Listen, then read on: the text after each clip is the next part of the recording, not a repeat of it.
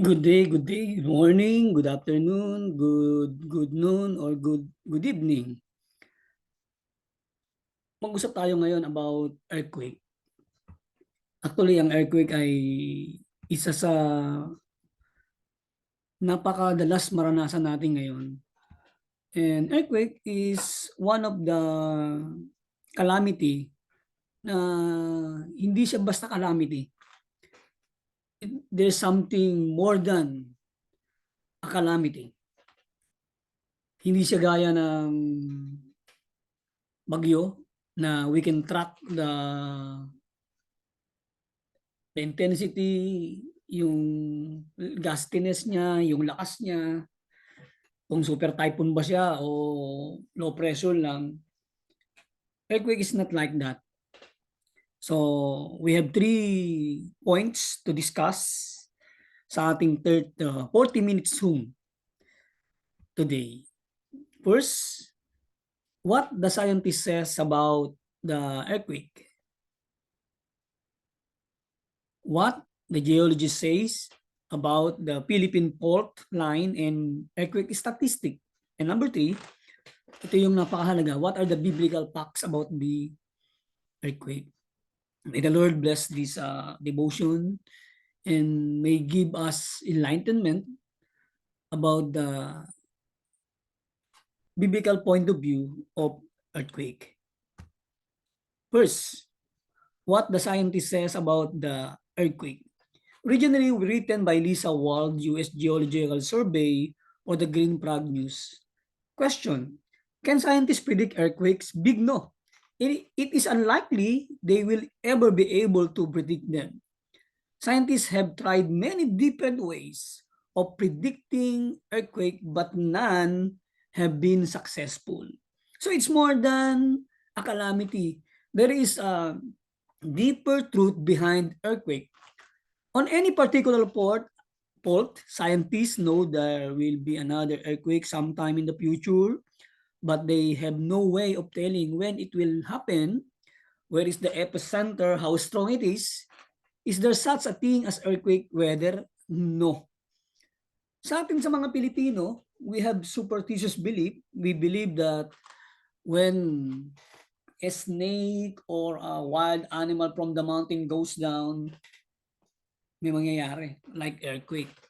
But it doesn't true na all the time, no? Mga ganung pangyayari. Although may sa atin sa Pilipino, sa Pilipinas, lalo sa mga probinsya, may mga superstitious belief na ganyan. If weather does not affect earthquake occurrence, or if some animals or people can tell when an earthquake is coming, we do not yet understand how it works. Yun ang katotohanan nun. We cannot predict earthquake, or we cannot particularly give the details about earthquake, when and how strong it will come. Earthquake. An earthquake, also known as quake, tremor, or tremblor. In a short explanation, there are two kind of movements of earthquake. Ito galing din naman sa mga geologists. Una yung ganito, horizontal, then vertical. Mas delikado po yung vertical, tumatalbog-talbog, ano? Napakahirap po noon. And mas marami siyang makikreate na very disastrous effect. Then what does the earth shake when there is an earthquake? Why does the earth shake when there is an earthquake? Yun ang tanong eh. Bakit nag-shake? Because of the tectonic plates divide the earth's crust into distinct plates. Parang dugtong-dugtong siya eh. Hindi naman talaga siya isang buong plato, kumbaga, no? Kaya sabi dito, earthquake are concentrated along these plates boundaries. So may mga boundaries yan. So kaya pag gumalaw yung isa, no, possible hindi gagalaw ito. Pero kung may dugtungan, possible, sabi ng mga scientists, geologists. While the edges of the fault are stuck together and the rest of the block is moving, the energy that would normally cause the blocks to slide past one another is being stored up. When the force of the moving blocks finally overcomes the friction of the jagged edges of the fault in its instinct, all that stored up energy is released. The energy radiates towards from the fault in all directions in the form of seismic waves like ripple of a pound. So talagang gumagalaw po siya, pero meron naman pong mga pagkakataon talagang malakas ang galaw, nararamdaman sa itaas. Kasi mga plates po yan, dugtong-dugtong. At may tinatawag pa tayong Pacific Ring of Fire. Kung mapapansin nyo po, ito yung Pilipinas, paikot po yan. Paikot dito yan. Pacific Ring of Fire. Kaya ito nakikita niyo yung kursor na umiikot. Ito po yung madalas na mga lugar na nililindol. Yung mga lugar na yan. Okay? Most likely, itong mga lugar na ito ang talagang matitindi ang paglindol. In Matthew 24, may binanggit ang Panginoon dito. Then Jesus went out and departed from the temple, and his disciples came up to show him the buildings of the temple.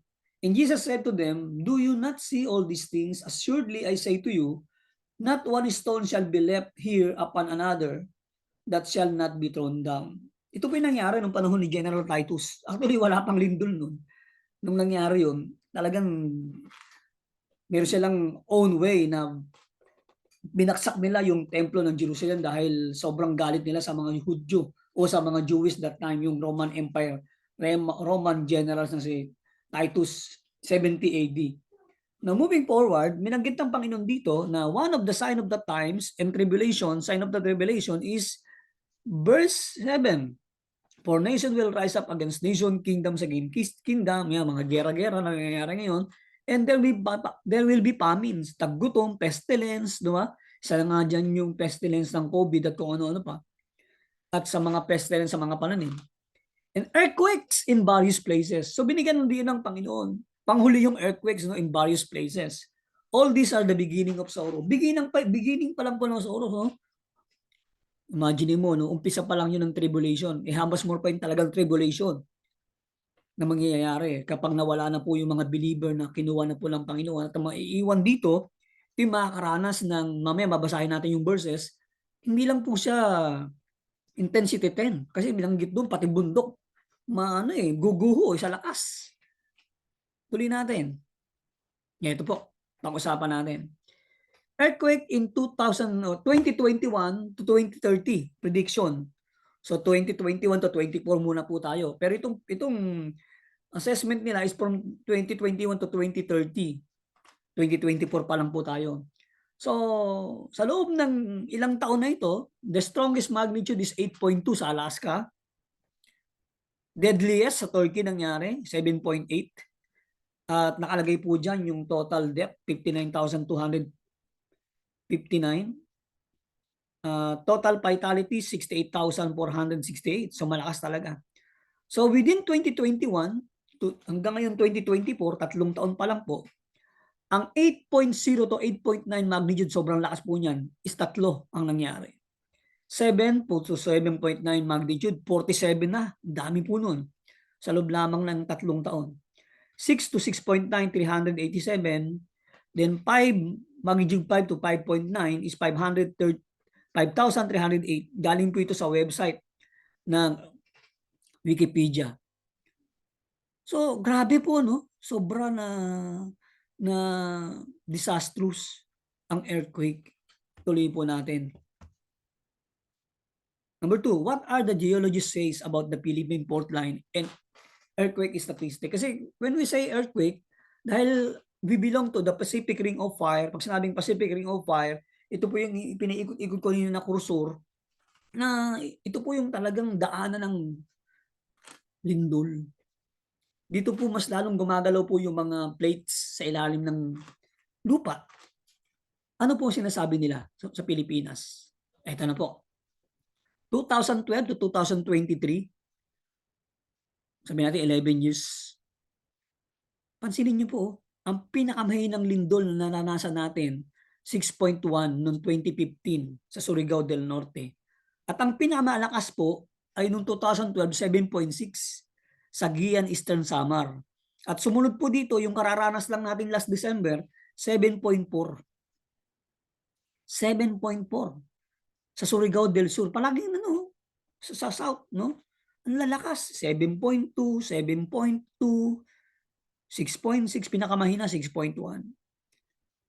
So ito po tayo. Bakit ba dapat natin malaman ito? Isang Pilipinas sa mayroong malalakas na pagyanig. So we must be careful for that, and we must be aware that we should pray for God's favor. Ito po. Ito po yung pag-aaral po ni Janet T. Punong Bayan. Anak po ito ni Punong Bayan, yung namatay no po. Yung ginamit siya ni Lord ng panahon ng pinatubo. No? Si Punong Bayan. Scenario magnitude 7.2 earthquake along West Valley Fault Line. Ito po yung laging pinagpipray natin. Ito yung inaral nila October 17 pa lang, 2013. Actually, matagal ng pag-aaral. At isa ito sa napaka detailed studies about the West Valley Fault Line, which can be found, makikita po natin yan sa heart ng Metro Manila from Bulacan going down to Laguna. Tuloy po natin ha. Ayan. Ayan po. Ito po yung Rizal, dito po ang North Sagaray, kasama pa po yan. Tutuloy po ito sa La Mesa Dam, okay? Batasan Hills, meron sa Ayala Heights, yan, marami mga gagandang bahay po dyan. Madalas po ako dati pumupunta dyan. Dadaanan po yung Ateneo, Marikina, dadaan ang Green Meadows, okay? Eastwood City, sa Quezon City po yan. Sa C5, Mandaluyong, Balya Verde, yung mga mayayaman na nakatira dyan sa Pasig. Ito po yung Ortigas, dadaan ng BGC, Pateros, Taguig, part ng Paranaque, Muntinlupa, papunta ng Laguna. So mahaba po siya. Last recorded movement was in the year 1658. Sobrang tagal na po. Gumagalaw po siya every 200 to 400 years. So sabi ng mga geologists natin, hinog na siya sa panahon natin. Capable of causing an earthquake with 7.2 magnitude. Sobrang lakas po niyan. Yun nangyari sa Japan kahapon lang, 7.5. Buong isang araw lang, 7.5. Building within 5 meters of the fault line of both sides are prohibited. Pinagbabawal po yung building 5 meters doon sa ibabaw ng fault line, pero ngayong puntahan nyo po yung lugar, puro building po sila. Measures approximately 100 kilometers. Haba po niyan. Kaya nga sinasabi, ligwak ang Metro Manila kapag nangyari po ito. Kaya nga sabi ko po palagi, pag-pray natin na wag muna mangyari ito bago mag-rapture. Saka na lang pag nag-rapture, yun na lagi kong bukang bibig. So hindi po siya biro na dapat tayo maging aware. Ayan o. Ito po. Oh, haba niya no. Marikina, Bulacan, Rizal, Marikina, Pasig, Taguig, Muntinlupa, Laguna. Yung Carmona medyo sabit pa. Ayan o. Carmona GMA, nadaanan ng konti. So mahaba po siya. Marami po siyang mapipinsala pag kumilos, pag gumalaw. Kaya let us pray for that. West and East Valley Fault Line. Ito po. Expected destruction in effects. 37,000 deaths. Nung inaral nila ito, konti pa po tao, 2013. Mas dumami na ngayon. Worth of damage, 2.3 trillion. Kasi mga buildings, mga tulay. At kung ano-ano ba.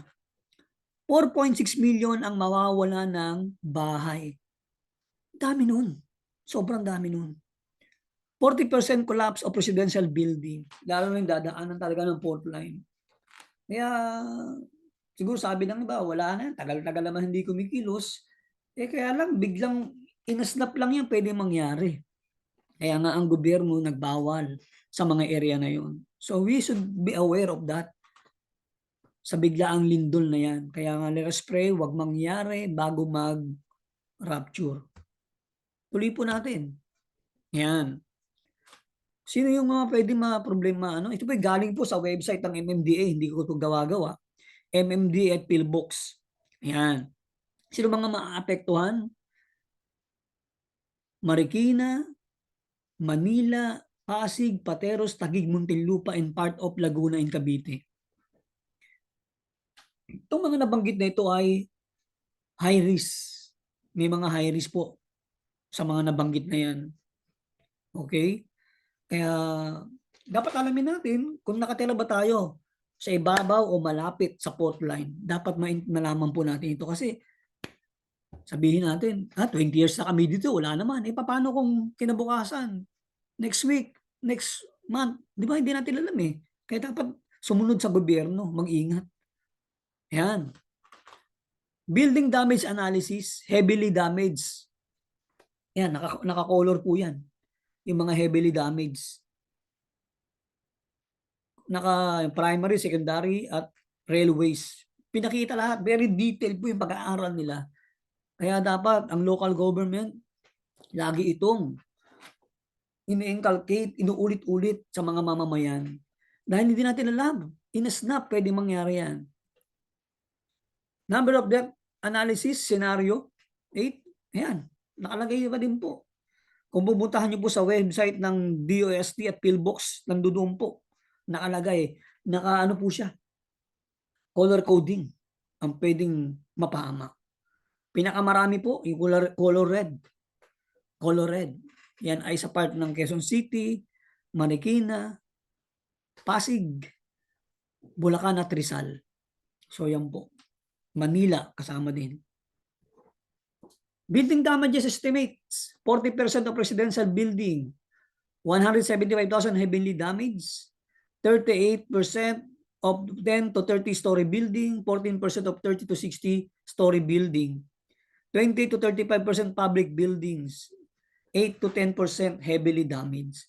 So inaral po nilang mabuti ito pag gumalaw ang West Valley Fault Line. Ayan. Ito pa po. PhilBox earthquake intensity scale. Very destructive and devastating yung number 8 and 9. So, puntahan natin yung website ng DOST PhilBox. Baka kasama po ang lugar nyo dyan. Ayan. How strong is scenario number 8? A magnitude 7.2 is similar to 50 megaton of bomb. Daig pa nito yung binagsak sa Hiroshima at Nagasaki. The West Valley Fault Line is right in our backyard and DCC Opsen is about 1.8 km away from the fault, PhilBox only 3 kilometers away. So kahit yung ginalagyan po ng PhilBox 3 kilometers away lang po doon sa ibabaw ng fault line. So dapat inaalam po mabuti ng mga tao to. Dapat ang mga barangay, mga local government, lagi po itong pinaalaala sa mga tao. Hindi para takutin, kundi para maging handa. Ano pang pwede mangyari? Fire. Pwede magkaroon po ng malawakang pagsunog dahil sa paglindol na ito. Ayan, yung mga nakakulay gold po, possible areas of fire spread. Inaral po nila very detailed. Very detailed po nilang inaral yan. Ayan. Barangay and building traversed by the Valley Fault Line. Anong sabi po dito? The Valley Fault Line system, which is composed of West Valley and East Valley Fault Line, traverses to several provinces from Bulacan in the north to Laguna in the south with total length of 147.71 km or 146.71 kilometers. The whole length of Metro Manila from Quezon City all the way down to Muntinlupa City. About 80 barangays are affected in more than 6,000 structures sitting on the top of the fault line with over 2 million people is in the danger zone. Kaya ngayon palang alamin na po natin. Baka mamaya sa ibabaw para talaga tayo ng danger zone. So lipat-lipat na po. In 2014, we have provided a list of some notable structures, villages, and schools that may lie exactly at the fault up to about 500 meters distance from it. So walang ibang gagawin kundi obey. Obey natin ang government. Lumisa na po tayo. Tuloy po natin.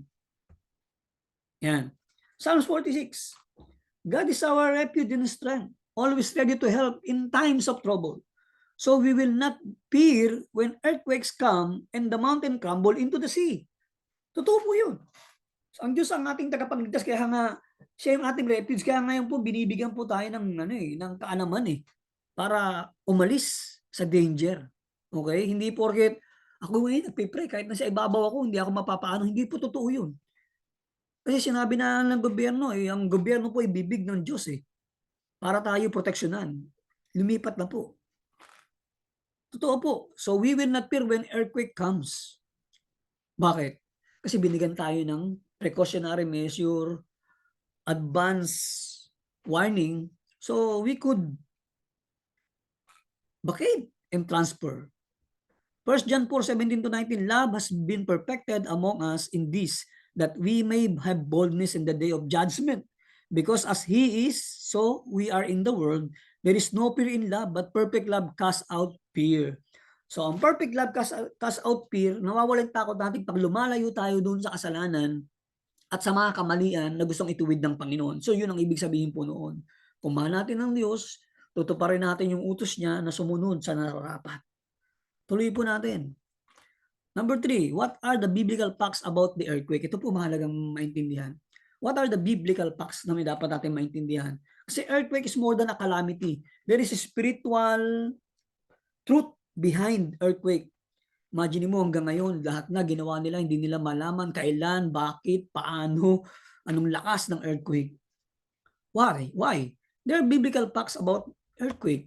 Number 1, ito po, dapat natin maintindihan. Number 1, earthquake is what? Sign of God's omnipotent power. It is a sign of God's omnipotent power. Genesis 1, verse 9 to 10, then God said, let the water under the heavens be gathered together into one place, and let the dry land appear. And it was so. And God called the day land, and the gathered together of the water He called seas. And God saw that it was good. So noong puro tubig pa lang, nung nagsabi niyang magkaroon po ng lupa, magkaroon ng earthquake. Saan ko nakuha yun? Ito, He breaks open a shop away from people, so Job 28, 4-7, He breaks open a shop away from people in places forgotten by feet.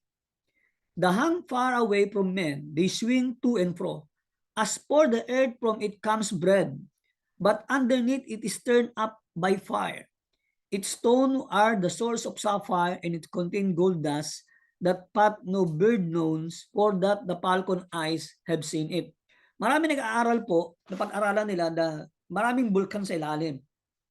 Pumutok ito at nag-shake ang ilalim, kaya nagkaroon po ng land. Okay? Ito pa po. Sa Genesis 1:9 to 10, ito po yung scientific explanation niyan. Before day 3, the water had been over the whole earth. Walang lupa ano.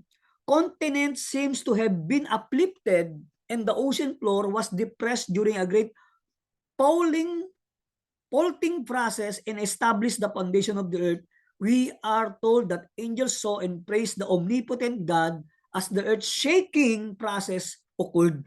Sinabi yan ng Job 38 verse 4, Psalms 148, 1-6, and Psalms 104, 5-6. So yun po yung process na wala pang earth, meron na pong lindol as a display of God's omnipotent power. Pumutok ang bulkan, nag-earthquake sa ilalim, dun umangat, nagkaroon ng mga islands, nagkaroon ng lupa na ngayon ay earth. Tuloy natin. Ano pa po? Earthquake signifies God's omnipotent power. Earthquake signifies God's presence. Listen very carefully. Ang lindol po ay nagpapakilala, naghahayag ng presensya ng Diyos. Listen. Exodus 19, verse 10 to following. Then the Lord said to Moses, go to the people and consecrate them today and tomorrow, and let them wash their clothes, and let them be ready for the third day. For on the third day the Lord will come down from Mount Sinai in the sight of all people. You shall set bound for all people around, saying, take heed to yourself that you do not go up to the mountain and touch its base. Whoever touches the mountain shall surely be put to death. Not a hand shall touch him, but he shall surely be stoned, or tomorrow will an arrow. Tuloy po tayo sa verse 16. Then it came to pass on the third day in the morning that there were thunderings and lightnings and thick cloud on the mountain, and the sound of the trumpet was very loud, so that all people who were in the camp trembled. And Moses brought the people out of the camp to meet with God, and they stood at the feet of the mountain. Now Mount Sinai was completely in smoke, because the Lord descended upon it in a fire. Its smoke ascended like the smoke of the furnace, and the whole mountain quake greatly. Nung bumaba po ang Panginoon, tumapak po sa Mount Sinai, biglang lumindol. The same mangyayari sa future, mamaya babasahin po natin. So earthquake signifies God's presence. Kaya sa malalapit ng pagbabalik ng Panginoon, tumitindi ang lindol. Sabi nga ng Bible, si Lord nasa pintuan na ng langit eh. Hawak na po yung doorknob at bubuksan na eh. Kaya dumadami po ang mga malalakas na lindol. Hallelujah. Grabe. When the Lord touches the feet of when the Lord touches the mountain by his feet, mountain quake greatly. Matindi po na lumindol nung panahon nila Moses. Tuloy po natin. Earthquake signify God's presence and power. Ito pa po, Judges chapter 5, verse 4. Lord, when you went out from Seir, when you marched from the field of Edom, the earth quake, the heaven also drip, the clouds also drip water at the presence of the Lord. Kaya alam niyo po, hindi po nila malalaman bakit nagkailan at paano, intensify, hindi malalaman po ng scientist yan. There is spiritual facts and truth behind that. It's all about the presence of God. It's all about the power of God. Tuloy po tayo. Amos earthquake at 750 BC. The prophet Amos predicted the day of the Lord and a great earthquake. When the magnitude 8.2 earthquake occurred 2 years later in 750 BC, Amos propelled to notoriety as the earliest writing prophet of the time of the explosive emergence in Israel. Other prophets that lived through the big earthquake wrote about the day of the Lord and earthquake. Ano ibig sabihin? Lalo na po sa panahon ng gera, ang Panginoon po ay hindi pwedeng pabayaan ang Israel. Bayan niya yan eh. Isang matinding earthquake po pag nilusob nila ng mga maraming mga kalabang bansa na galit sa Israel. Lulusubin nila. Then God will cause major earthquake that will kill all the soldiers with all their weapons. That's the Amos earthquake is all about. Definition of the day of the Lord, a day inaugurating the eternal universal rule of God. In the Old Testament, an eschatological day of ultimate judgment, bringing final deliverance of or doom, called also Day of Yahweh. Ito po yung pag-umiyak na po mga Israelites na kukubkubin na sila ng kaaway, biglang ang Panginoon will cause a great earthquake. At lahat ng kalaban lalamunin ng lupa ang gaya ng ginawa niya sa Exodus. History repeat to itself. Gaya ng ginawa ng Panginoon, kinain ang lupa yung mga pasaway na nanlalait sa Diyos, pati na kay Moses, kinain sila lahat. Bumuka ang lupa, the same with this future event. Lahat ng lulusob sa Israel, kakainin ng lupa because of the earthquake caused by God. A major great earthquake caused by God. Earthquake signified God's anger. Ito na po. Ito yung mga Israelita po may kalaban at sila po umiiyak sa Diyos. Ang galit ng Panginoon dumarating at there is a great earthquake. 2 Samuel chapter 22. Now David spoke the words of this song to the Lord on the day that the Lord had saved him from the hand of all his enemies and from the hands of Saul. He said, the Lord is my rock and my fortress and my deliverer. My God, my rock in whom I take refuge. My shield and the horn of my salvation. My stronghold, my refuge. My Savior, you save me from the violence. I call upon the Lord who is worthy of to be praised, and I am saved from my enemies. For the waves of death encompasses me. The floods of destruction terrified me. The rope of Sheol surrounded me. The snare of death confronted me. Yung mga kalaban, nandiyan na, kukubkubin na sila. In my distress, I call upon the Lord. Yes, I called out to my God. And from his temple, he heard my voice and my cry. They help came into his ears. Then the earth shook and quaked. The foundation of heaven were trembling and were shaken because he was angry. The same with future event, future war against Israel. The same with just like what David He cried out to the Lord with all his distress. He called to God. Then God came and helped the people of Israelites by a major earthquake. God killed all the enemy of Israel. Earthquake signifies God's anger. Also in number 16, after he finished speaking all this word, the ground that was under them split open. Split open, and the earth opened its mouth and swallowed them. Ito yung sinasabi ko po kanina. Lahat ng pasaway. The earth might swallow us, sabi. Fire also came out from the Lord and consumed 250 men. Yung 250 men, kinain ng apoy, galing sa langit, at iba pa po yung kinain ng lupa. The same will happen. Ito yung ang ginawa kay Korah. Si Korah po yung leader ng mga pasaway nung panahon ni Moses sa ilang. Anong ginawa ni God? Rain of sulfur, asopre, apoy from heaven, and the earth split into two, and all stubborn people was eaten by earth because of God's anger. Earthquake signifies God's presence and anger. Nahum chapter 1, verse 5 na lang pong basahin natin. Mountain quakes because of him, and the hill come apart. Indeed, the earth is upheaved by his presence, the world and all inhabitants in it. The Lord, verse 3, sabi dito, the Lord is slow to anger and great in power, and the Lord will by no means leave the guilty unpunished. Kaya nga hinati niya yung lupa at kinain yung mga pasaway. Earthquake signified God's presence and anger in battle in favor of Israel. Ito po, Ezekiel 38. Hindi pa nangyayari ito, mangyayari pa lang po ito. This is what the Lord God says. Are you the one of whom I spoke in former days through my servant and the prophet of Israel, who prophesied in all those days for many years that I will bring you against them?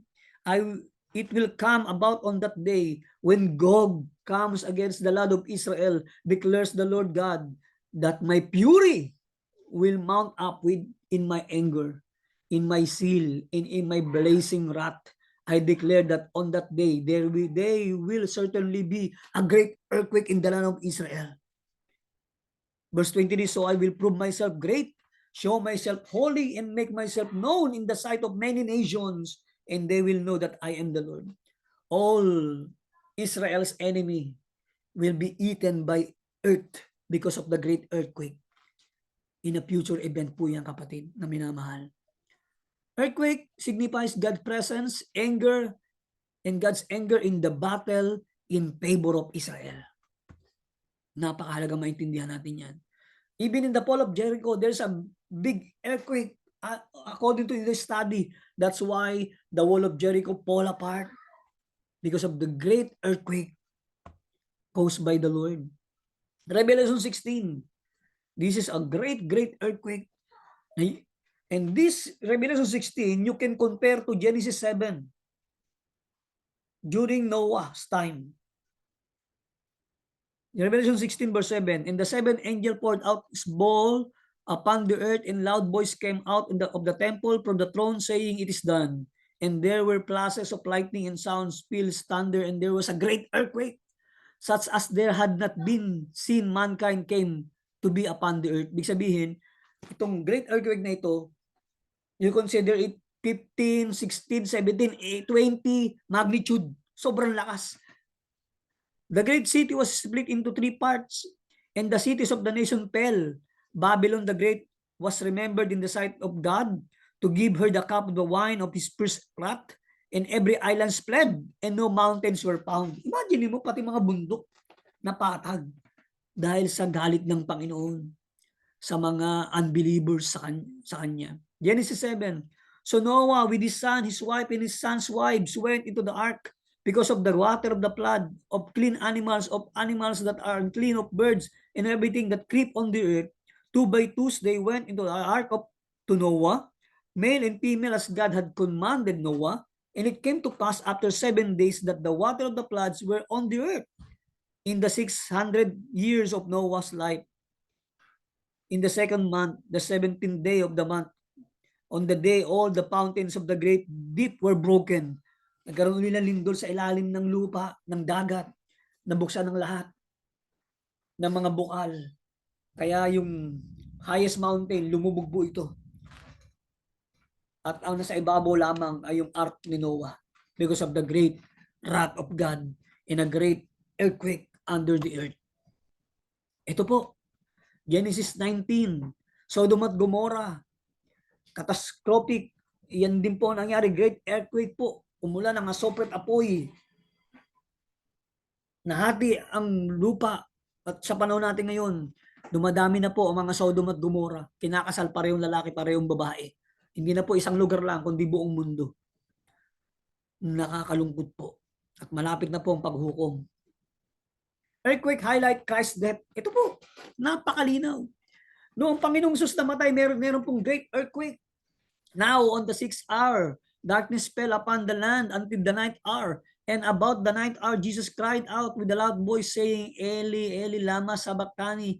That is, my God, why have you forsaken me? And some of those who were standing there, they heard it and said, this man is calling to Elijah. And immediately one of them ran and taking a sponge, he filled it with sour wine and put on the reeds and gave him a drink.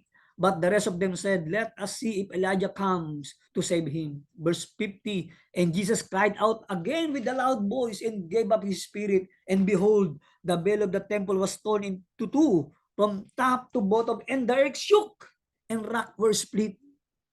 Grabing earthquake po. Verse 54, now all for the centurion and those who were with keeping guard over Jesus, when they saw the earthquake and the other things that were happening, they became extremely frightened. Truly, this was the Son of God. Earthquake is not just a calamity. It has spiritual meaning, deeper meaning, and it's something to do with the power of the Lord Jesus Christ. It is something to do of who Jesus Christ is. Not only on the crucifixion, there is also earthquake during his resurrection. Now after the Sabbath, at his began to dawn toward the first day of the week, Mary Magdalene and the other Mary came to look at the tomb, and behold, a severe earthquake had occurred, for an angel of the Lord descended from heaven and came and rolled away the stone and sat on it. And the Lord lives again. Why? He defeated death and Satan. And when he rose again, a great earthquake. A great earthquake. Earthquake is something to do, not just a calamity, but a spiritual, deeper meaning that leads us who Jesus Christ is, particularly in his death and resurrection and when he returned. Ito po. Earthquake signifies church breakthrough. In Acts chapter 4, 31 to 34. And when they had prayed, the place where they were assembled together was shaken. As they pray powerfully, the earth shake or earthquake. Ano pa po? Rapture, possible highlight by a great earthquake. 1 Thessalonians chapter 4, 13 to 18. I will start in 15. For this we say to you by the word of the Lord, that we who are alive and remain until the coming of the Lord will by no means precede those who are asleep. For the Lord himself will descend from heaven with a shout, with the voice of archangel, and with the trumpet of God. And the dead in Christ will rise first. Do you remember yung binasa natin ganun sa Exodus? At ito pa po sa Exodus 19, the sound of the trumpets was very loud, and the whole mountain quaked greatly. Nangyari na po sa Exodus at mangyayari po sa ating future event sa ating pong panahon. Earthquake is not just a calamity. It is a barometer of the coming of the Lord and who God is, particular in his power. Rapture possible highlighted by the great earthquake. Revelation 11. Now after the 3.5 days, the breath of life from God entered them, and they stood up that pit. Ito po yung dalawang preacher na pinapatay ng Antichrist. Verse 12, and they heard a loud voice from heaven saying to them, come up here. And they ascended ascended to heaven in clouds, and their enemies saw them. In that same hour, there was a great earthquake. So earthquake is more than a calamity. It has a deeper spiritual meaning that clarifies, that really expose the power of God through Jesus Christ our Lord. Messiah's earthquake in the future, Revelation 6:12, Revelation 16:16, Acts 1:9 to 11, Zechariah 14:1 to 11, ito po yung bababa si Jesus Christ. Sabi nga doon sa book of Acts, sabi ng mga angel, yun, si Jesus na nakikita niyong umakyat ay muling babalik kung saan siya umakyat sa Mount Olive. Pagtapak ng paa ng Panginoong Jesus sa Mount Olive, great earthquake and all the armies nasasakop na magwawasak sa Israel, sila lahat ang mawawasak. Haggai 2:6, Hebrew 12:26 to 29, all these verses clarifies the purpose of earthquake. It is more than a calamity. It's all about exposition of God's power and one of our timetable of His coming. Next. That's end. So mga minamahal na kapatid, listen very carefully. Talagang dapat nating maintindihan that God is powerful. He is behind the earthquake, in front of the earthquake, and the reason of the earthquake. Kita natin, earthquake signifies God's presence, God's wrath, God's power, God's death, God's resurrection, and God's coming. Alam niyo po, when raptures come, mawawala na pong lahat ng mga believers. Yung binasa natin kanina, na lindol na lahat ng bundok mawawala. All of the city will be parted. Yan na po. Nawa, huwag kayong maiwan. Ngayon pa lang, let us receive Jesus Christ as Lord and Savior. Pagpalain po tayo ng Panginoon. God bless us all.